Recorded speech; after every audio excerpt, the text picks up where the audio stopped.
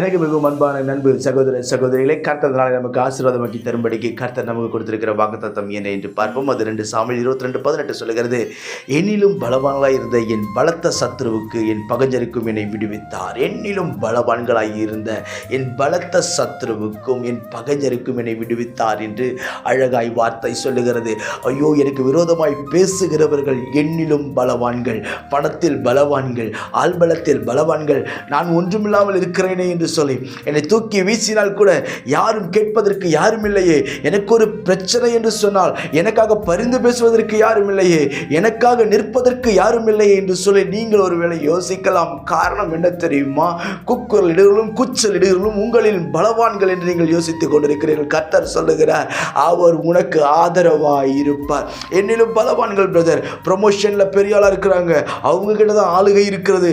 அவர்கள் ஒரு நினைத்தால் வைக்கலாம், ஒருவனை வேண்டாம் தூக்கி வீசலாம். அப்படிப்பட்ட ஜனங்களுக்கு நடுவே தான் நான் வாழ்ந்து கொண்டிருக்கிறேன். நான் என்ன செய்வேன் என்று தெரியவில்லை என்று சொல்லி நீங்கள் யோசித்துக் கொண்டிருக்கலாம். இன்றைக்கு இந்த வார்த்தையை கேட்கிற நீங்கள் எந்த சூழ்நிலை இருந்தாலும் சரி, ஒரு வேலையை குறித்து ஒரு பயத்தோடு உட்கார்ந்து கொண்டிருக்கலாம். ஐயோ, என் வேலை என்ன ஆகுமோ பிரதர், என் வேலை இப்படி ஆகி போச்சு, அப்படி ஆகுமோ, ஏதோ ஒரு யோசனையில் நீங்க பயந்து பயந்து பயந்து உங்கள் நாட்களை தள்ளலாம். ஆனால் கர்த்தர் சொல்லுகிறார், உங்களின் பலவான்களுடைய கைக்கும் சத்ருவின் கைக்கும் கர்த்தர் உங்களை நீங்களாக்கி ரட்சிக்க அவர் போதுமானவராய் இருக்கிறார். உங்களையும் என்னையும் ரட்சிக்க வேண்டுமே ஆனால், உங்களை பாதுகாக்க வேண்டுமே ஆனால் கர்த்தர் எதிர்பார்க்கிற காரியம் என்ன என்று வேதம் சொல்லுகிறது.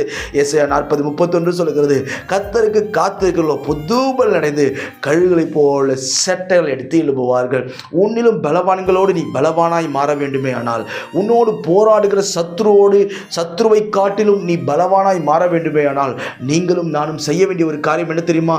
கர்த்தருடைய சமூகத்தில் காத்திருக்க வேண்டும். நம் கர்த்தருடைய சமூகத்தில் காத்திருக்கும் போது, அப்படியே சமூகத்தில் நாம் ஜெபிக்கும் பொழுது, அப்படியே சமூகத்தில் நம்மை தாழ்த்தி ஒப்பு கொடுக்கும் பொழுது அவர் நம்மை பலப்படுத்துவார், நமக்கு சகாயம் பண்ணுவார், நம்மோடு கூட இருப்பார். இடுக்கண்களுக்கும் பிரச்சனைகளுக்கும் விலக்கி போட அவர் போதுமானவராக இருக்கிறார். நமக்கு விரோதமாய் வருகிற ஆயுதங்கள் பெரிதோ சிறிதோ அது பிரச்சனை அல்ல. ஆனால் அது எப்பேற்பட்ட ஆயுதமாய் இருந்தாலும் அதை வாய்க்காதபடி கர்த்தர் மாற்றி போட்டு உங்கள் தலையை உயர்த்தி வாழ வைப்பார். நான் உங்களுக்காக ஜெபிக்கிறேன். பரலோக பிதாவே, இந்த வார்த்தையெல்லாம் கேட்கிற நண்பு சகோதர சகோதரி ஒவ்வொருவருக்கும் நான் ஜெபிக்கிறேன். அப்பா, ஸ்தோத்திரம் ஆண்டவரே.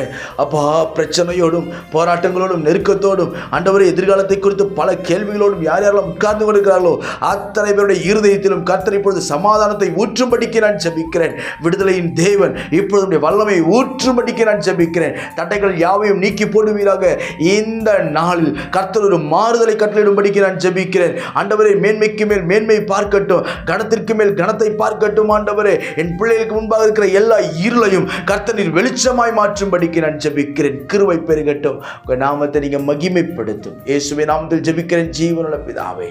ஆமென், ஆமென். God bless you. எனக்கு மிகவும் பிரியமான என் அன்பு சகோதர சகோதரிகளின் ஒவ்வொருவரையும் சந்திப்பதில் அதிக மகிழ்ச்சி அடைகிறேன். வெகு நாள் காத்திருப்பு இருதயத்தை இளைக்க பண்ணும், விரும்பினது வரும்பொழுதோ ஜீவ விருட்சம் போல் இருக்கும் என்று கர்த்தருடைய வார்த்தை சொல்லுகிறது. கடந்த சில வருடங்களாகவே நமக்கு ஒரு ஆராதனை செய்வதற்கு ஒரு இடம் வேண்டும் என்று சொல்லி நாம் ஜெபித்து கொண்டிருந்தோம். அநேக இடத்தில் சொல்லி வைத்திருந்தேன், கேட்டுக்கொண்டிருந்தோம், அங்குமிங்குமாய் அலைந்து கொண்டிருந்தோம். ஆனால் சரியாக இடம் அமையவில்லை.